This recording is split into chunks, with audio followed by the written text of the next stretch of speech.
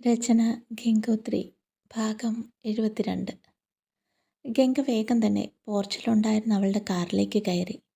Driver ഓടി വന്നപ്പോഴേക്കും അവൾ കാർ മുന്നോട്ടെടുത്തു. ആ സമയത്ത് ആരും തൻ്റെ കൂടെ ഉണ്ടാകുന്നത് അവൾ ആഗ്രഹിച്ചില്ല. ജാവേദിനെ കൊല്ലണം, അത് മാത്രമായിരുന്നു അവളുടെ മനസ്സിൽ. വീട്ടിലേക്കുള്ള വഴിയിലൂടെ മുന്നോട്ട് നീങ്ങി. റോഡിലേക്ക് കയറാൻ തുടങ്ങിയപ്പോഴാണ് പെട്ടെന്ന് ഒരാൾ വണ്ടിയുടെ മുമ്പിലേക്ക് ചാടിയത്. അവൾ പെട്ടെന്ന് ബ്രേക്ക് ചവിട്ടി. രണ്ടെണ്ണം പറയാൻ തുടങ്ങിയപ്പോഴാണ് അത് വിഷ്ണുവാണോ എന്ന് മനസ്സിലാവുന്നത്. വിഷ്ണു ഏട്ടാ, എന്താ ഇത്? ജീവിക്കാനുള്ള മോഹമൊക്കെ തീർന്നോ? അതും കല്യാണം കഴിക്കുന്നതിന് മുമ്പ്. ഞാൻ അത്യാവശ്യമായ ഒരു സ്ഥലം വരെ പോവുകയാണ്. ഏട്ടനോട് സംസാരിക്കാൻ സമയമില്ല. ഞാൻ തിരിച്ചു വന്നിട്ട് നമുക്കെല്ലാ പ്രശ്നവും പരിഹരിക്കാം, ഗംഗ പറഞ്ഞു. അപ്പോഴേക്കും വിഷ്ണു കാറിലേക്ക് കയറിയിരുന്നു. ഞാനും വരുന്നു നിന്റെ കൂടെ, എങ്ങോട്ടായാലും. അവൻ പിന്നെ ഒന്നും മിണ്ടാതെ മുമ്പിലേക്ക് നോക്കിയിരുന്നു. ഞാൻ ഒരാളെ കൊല്ലാൻ പോവുക. അത് ചെയ്യാതെ എനിക്ക് സ്വസ്ഥമായി ജീവിക്കാൻ സാധിക്കില്ല. ഒരു സമാധാനം കിട്ടില്ല.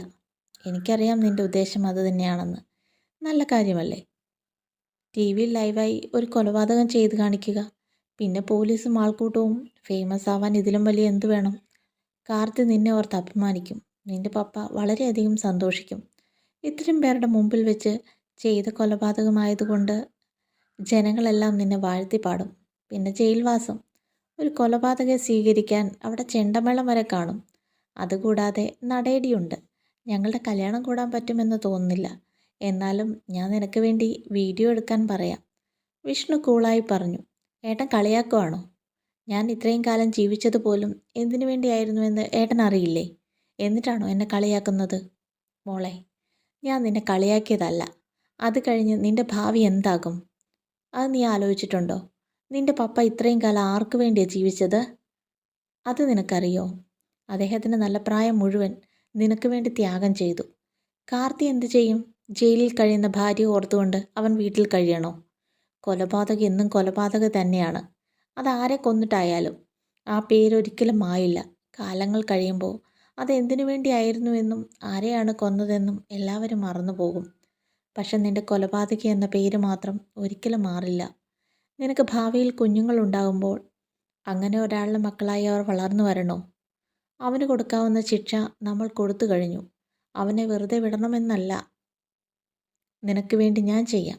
അങ്ങനെ ചെയ്യാൻ ഈ ഏട്ടന് സന്തോഷമേ ഉള്ളൂ. പക്ഷേ അയാളെ കൊന്നതുകൊണ്ട് മാത്രം ഈ പ്രശ്നങ്ങൾ ഒരിക്കലും അവസാനിക്കുന്നില്ല. ഇതുപോലുള്ള പുതിയ ജാവേദുമാർ ഇനിയും വരും. ഇനിയും ഒരുപാട് പെൺകുട്ടികൾ ഇതുപോലെ ചതിയിൽപ്പെടും. അതുകൊണ്ട് തന്നെ അവനെ മാത്രമായി അങ്ങനെ കൊല്ലുന്നത് ഒരിക്കലും ഒരു പരിഹാരമല്ല. നിന്റെ ആഗ്രഹം ഞങ്ങൾ പൂർത്തിയാക്കും. അതിനുവേണ്ടിയുള്ള കാര്യങ്ങൾ ഞങ്ങൾ ചെയ്തിട്ടുണ്ട്. നമ്മളിപ്പോൾ ഈ പരിസരത്ത് പോലും പോകാൻ പാടില്ല. നീ വണ്ടി തിരിക്ക്, ഏട്ടനാ പറയുന്നേ, വിഷ്ണു പറഞ്ഞു നിർത്തി. ഗംഗ അല്പസമയം ആലോചിച്ചിരുന്നു. അവൾക്ക് അവളുടെ ദേഷ്യം തീർക്കാനായി എന്തൊക്കെയോ ചെയ്യണമെന്ന് തോന്നി. ഞാൻ പോകുന്നില്ല. ഏട്ടൻ ഒരു വണ്ടി പിടിച്ച് വീട്ടിലേക്ക് വയ്ക്കോ. ഞാൻ കുറച്ച് കഴിയുമ്പോൾ വരാം. ഞാനൊന്നും ചെയ്യില്ല, വാക്ക്. വിഷ്ണു വണ്ടിയിൽ നിന്നിറങ്ങി. കാർത്തി പറഞ്ഞു കൊടുത്തതുപോലെ അവൻ ഗംഗയോട് സംസാരിച്ചു. അവളുടെ മനസ്സ് മാറ്റി. അത് വിഷ്ണുവിന് മാത്രമേ ചെയ്യാൻ സാധിക്കുമായിരുന്നുള്ളൂ. കാരണം കാർത്തി അവളുടെ ഭർത്താവാണ്. ഭർത്താവിനും അച്ഛനും ഉണ്ടാകുന്ന ബുദ്ധിമുട്ട് മറ്റൊരാൾക്ക് മാത്രമേ അവളോട് പറഞ്ഞു മനസ്സിലാക്കാൻ സാധിക്കൂ. അവൾ നേരെ അയ്യൻപാറയിലേക്കാണ് പോയത്. പാറയുടെ മുകളിലേക്ക് അവൾ വണ്ടി ഓടിച്ചു കയറ്റി. പിന്നെ വണ്ടി ഒരിടത്ത് പാർക്ക് ചെയ്തതിന് ശേഷം അവൾ പാറയുടെ മുകളിലേക്ക് കയറി. അന്ന് അധികം ആളുകളൊന്നും ഉണ്ടായിരുന്നില്ല. എങ്കിലും അവിടെയും ഇവിടെയുമായി ചില കമിതാക്കൾ ഇരിക്കുന്നുണ്ടായിരുന്നു. അവൾ ആരുമില്ലാത്തൊരു സ്ഥലത്തേക്കാണ് പോയത്. തുടരും.